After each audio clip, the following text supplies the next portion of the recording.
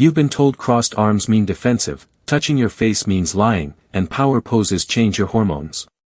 One government program spent millions on these ideas. It didn't work at all. You've probably heard that standing like Wonder Woman for 2 minutes can change your body chemistry. That claim comes from a 2010 study by Dana Carney, Amy Cuddy, and Andy Yap, which reported that expansive postures raised testosterone, lowered cortisol, and made people take more risks. Here's the catch: in 2015, Eva Ranehill and colleagues ran the same experiment with over 3 times as many participants and found no hormonal changes at all. What did survive was the subjective part. People who stood tall really did report feeling more confident. So the pose might shift your mood, but the "it changes your hormones in 2 minutes" claim didn't hold up under a bigger, more careful test. Watch 2 people who are hitting it off and you'll see them unconsciously copy each other, crossing legs, touching a glass, leaning in at the same moment. Tanya Chartrand and John Bargh named this the Chameleon Effect in a 1999 study. Participants who were subtly mimicked by a researcher rated the conversation as smoother and liked that person more, without ever noticing the copying. Nobody decides to mirror on purpose, it seems to happen automatically when people feel rapport. That's why watching for mimicry can tell you something about a negotiation or a first date. One caveat: later large-scale replications found the liking effect is smaller and less reliable than the original study suggested, so treat it as a clue, not a guarantee. Most people believe a liar avoids eye contact or fidgets more, but the evidence points the other way. Bella DePaulo and colleagues pooled results from over 100 studies in a 2003 meta-analysis and found that gaze aversion and fidgeting barely correlate with actual lying, and that observers correctly spot lies only about 54% of the time, barely better than a coin flip. Liars often know which cues people watch for and consciously suppress them, while honest people get nervous simply from being doubted and end up looking just as shifty. Picture a job interview: a truthful candidate who's just anxious can look exactly like someone lying. That's why trained interrogators and ordinary people score about the same, close to chance, when asked to separate truth from lies using body language alone. A genuine smile and a fake one look almost the same at the mouth, but they differ around the eyes. Paul Ekman and Wallace Friesen described this in 1982. Real smiles, now called Duchenne smiles, involve the orbicularis oculi, the muscle that crinkles skin at the corners of your eyes, and it's much harder to move on command than the muscle that simply lifts your mouth. Think of a photo where someone smiles for the 10th take, mouth up, eyes flat, and it reads as posed even if you can't say why. The catch is that a 2014 meta-analysis by Jessica Gunnery and Judith Hull found untrained observers are only modestly accurate at spotting this difference on their own. So the marker is real, but most of us are worse at reading it than we assume. When someone starts touching their neck, adjusting a watch, or rubbing their hands, it's tempting to read that as a tell for lying. Ekman and Friesen described these self-touch gestures, called adapters, back in 1972 as signs of general discomfort or arousal, not dishonesty specifically. The 2003 DePaulo meta-analysis actually tested this across many studies and found self-touching showed no reliable link to whether someone was lying. It shows up just as often in an honest person who's cold, itchy, or nervous about being disbelieved. Picture someone rubbing their arm in an interview. It might mean they're lying, or it might mean the room is cold. Why we self-touch under stress at all still isn't well understood, which is the gap between body language folklore and what the data actually says. Here's the claim that built an entire airport screening program: trained officers can read hidden emotions from split-second facial flickers called microexpressions. Paul Ekman's early research suggested these flashes, lasting less than half a second, betray feelings someone's trying to hide. The Transportation Security Administration built its SPOT program on this idea, training thousands of officers to spot fear or deception on travelers' faces. In 2013, the U.S. Government Accountability Office reviewed the program and found no evidence it worked better than random chance at catching threats. The lesson isn't that facial microexpressions don't exist. It's that a lab finding about brief expressions doesn't automatically translate into a reliable real-world security tool. Watch how much space someone leaves between their body and yours, because that gap is doing more talking than their words. Anthropologist Edward Hall mapped this out in 1966, describing 4 distinct distance zones people use depending on relationship: intimate, personal, social, and public. Step inside someone's personal zone, roughly 1.5 feet to 4 feet, uninvited, and you'll usually see them lean back or shift their feet before they say a word. This is why a coworker moving closer during a conversation can feel like a relationship shift, even if nothing was said.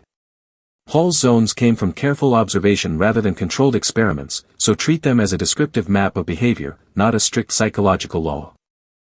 Crossing your arms doesn't mean you're closed off or defensive, whatever the body language books tell you. That claim gets repeated everywhere, but there's no solid experimental evidence tying arm crossing specifically to hostility, disagreement, or discomfort. People fold their arms because they're cold, because it's comfortable, or because they don't know what else to do with their hands. Watch any room of people listening attentively to a lecture and you'll spot plenty of crossed arms among the most engaged listeners in the room. Treating a single gesture as a window into someone's mental state is exactly the kind of oversimplification that makes so much popular body language advice unreliable. When people lie, they often move their hands less, not more, despite what most people assume. Aldred Fry's research on deception found that liars tend to reduce illustrative gestures, the hand movements that naturally accompany speech, because fabricating a story takes up mental effort that would otherwise fuel spontaneous gesturing. Truth tellers, recalling something that actually happened, gesture more freely because memory retrieval takes less cognitive work.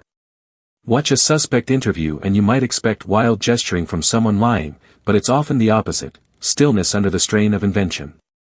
Still, this cue is far from a reliable lie detector on its own, since anxiety, culture, and personality all shape how much anyone gestures regardless of honesty. Someone leaning slightly toward you during a conversation is one of the more consistent signals of interest researchers have found.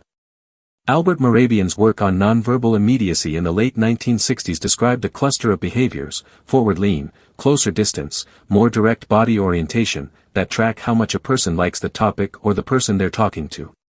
In a business meeting, watch who leans in when a new idea comes up versus who leans back and turns slightly away. It's a subtler cue than facial expression, but people combine lean, orientation, and distance together far more than they consciously realize. Immediacy behaviors don't reveal specific thoughts, just how engaged someone is in the moment, which is still useful information. Your pupils widen when something grabs your interest, and you can't control it. Eckhard Hesse's 1960s pupillometry experiments found that men rated photos of women with digitally enlarged pupils as more attractive, even though they couldn't say why they preferred them. The dilation is a reflex tied to arousal, not a conscious signal, so faking it doesn't work the way a smile can be faked. Watch someone's eyes when a topic they love comes up, then watch them narrow again when they're bored. It's one of the few body signals that's almost impossible to consciously suppress. Across dozens of cultures, people greet friends with the exact same flick, eyebrows shoot up for a fraction of a second, then drop. Ethologist Irena's Abel-Eibsfeld filmed this eyebrow flash in the 1970s across Europe, Papua New Guinea, and the Amazon, and found it appearing with almost identical timing in strangers' home movies. Nobody teaches you to do this, and it shows up in infants too. Next time you spot a friend across a room, watch your own face, the eyebrows go before you've even decided to smile. It suggests some social signals are less about individual personality and more like a shared human default. When people get caught making a mistake, their eyes drop before their mouth even opens. Dacher Keltner and Brenda Buswell's 1997 study on embarrassment found a consistent sequence, gaze down, head tilt, and a controlled half-smile, all within about a second of the slip. They argued the pattern works as an appeasement display, something like a silent "I know, please don't punish me" aimed at whoever's watching. Watch a waiter who just dropped a tray, the same sequence plays out almost every time. That instant reaction is broadcasting an apology before the person has consciously decided to give one. You're far more likely to catch a yawn from your sister than from a stranger on the train. Ivan Norshia and Elisabetta Pelagi's 2011 study tracked yawns across hundreds of real interactions and found contagion was strongest between family members, weaker among friends, and weakest among acquaintances and strangers, in that order. Emotional closeness predicted the effect better than how often people simply saw each other. Try it at a family dinner versus a work meeting, the difference is noticeable. An involuntary yawn might be quietly mapping the social bonds in a room, though later attempts to replicate the finding have produced mixed results. A handshake can shape someone's opinion of you before you've said a word.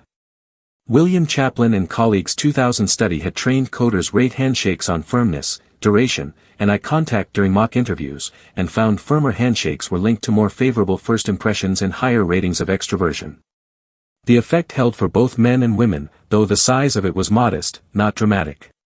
Picture a limp, quick handshake at a job interview versus a firm, steady one. Only one of those tends to stick in the interviewer's memory afterward.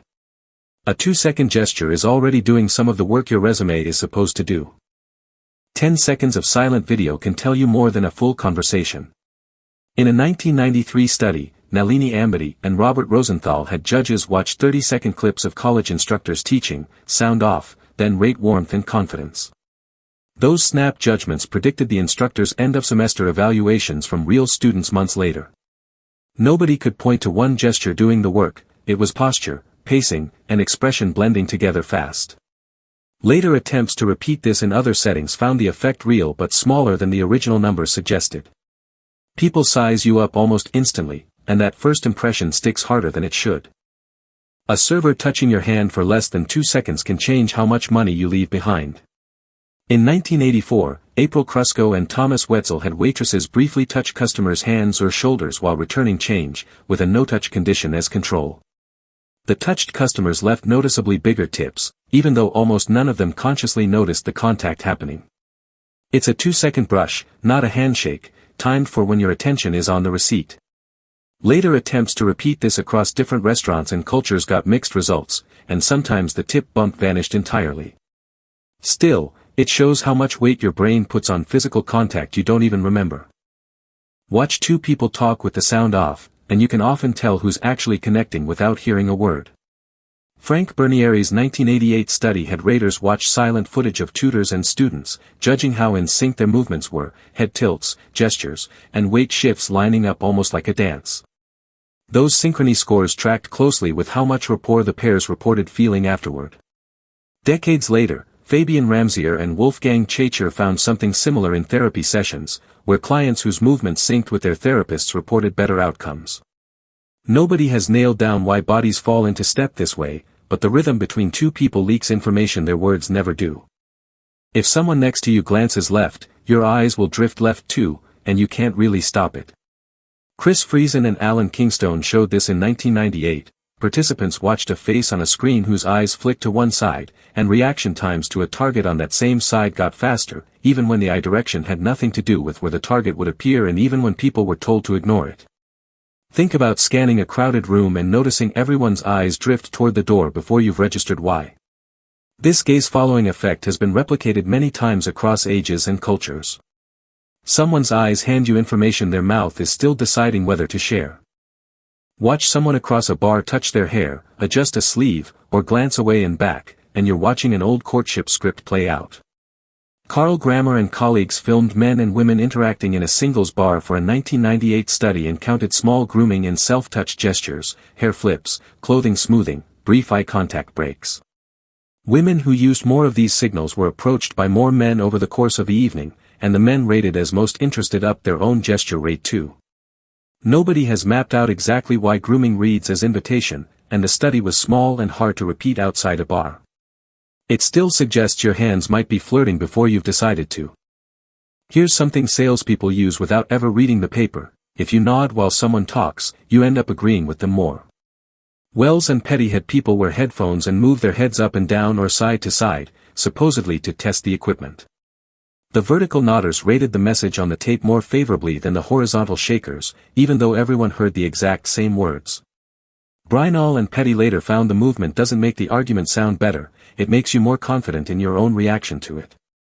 That's why a good listener nods along before they even agree, they're quietly building your confidence in the yes. When someone looks away right before answering your question, most people read that as guilt.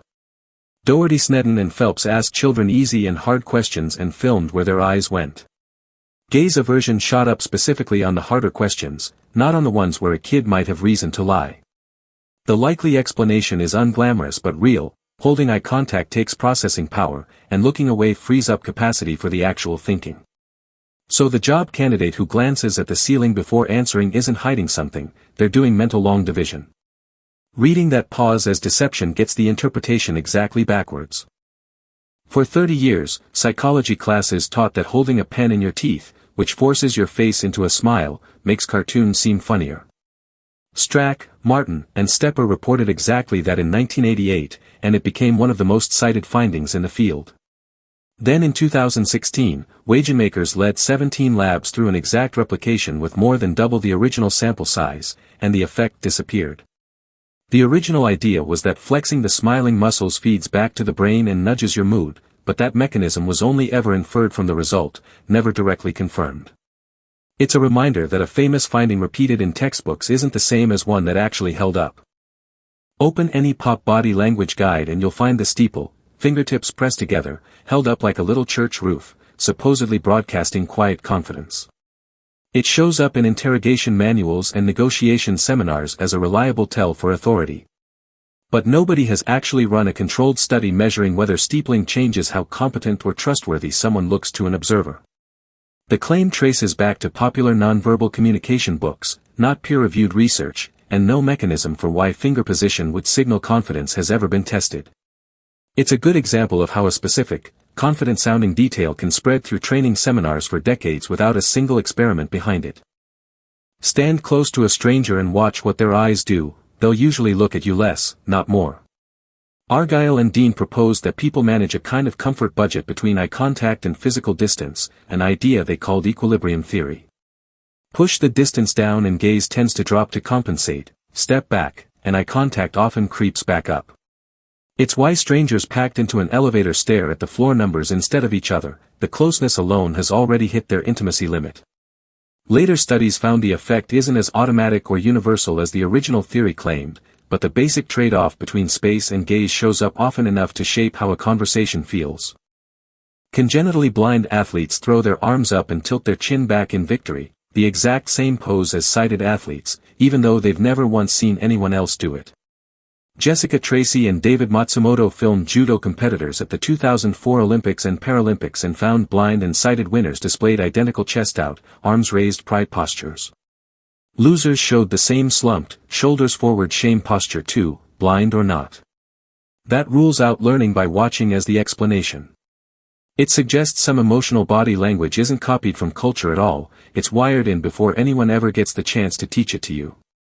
Sitting up straight doesn't just look confident, it can make you trust your own thoughts more. Pablo Brainal and colleagues had people write down their best or worst qualities while sitting upright or slumped over a desk. The upright group rated their own written thoughts as more valid and their attitudes shifted further in line with what they'd written, the slumped group barely budged. The idea is that posture acts as feedback about how seriously to take your own mind, not just a display for other people. It's a cousin of the power pose story, but this one is about self-persuasion, and the wider postural feedback literature has had mixed luck reproducing it since. Which of these body language facts did you actually believe until now?